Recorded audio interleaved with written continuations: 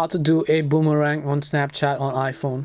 Hi everyone, welcome back to our channel app guide. So in today's video I'll simply guide you on how you can make a boomerang effect of the Snapchat app on your iPhone. So you simply want to make sure to watch the video till the end. In order to do a boomerang on Snapchat on iPhone, it's very simple. Just open up Snapchat, and then what you need to do is just record your video in the boomerang format, which means you want to make it to and fro, which means left and right. So let me go ahead and do that. Now once you've recorded a video in the boomerang format, as you can see, it's just keep swiping left and right.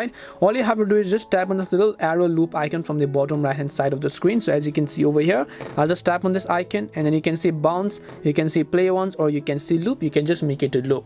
Now in order to add a boomerang effect to this, all you have to do is just keep swiping right until you see the arrow icons. So just keep swiping right over here, and so as you can see, many type of effects here. So you actually want to wait until you get this effect. So let me repeat, this is actually the effect that you want, which is this arrow icon right over here. This is basically the boomerang effect. Now what you can do is, now we have successfully added the boomerang to our Snapchat app. Now you can go ahead and send this as a snap to whoever you want.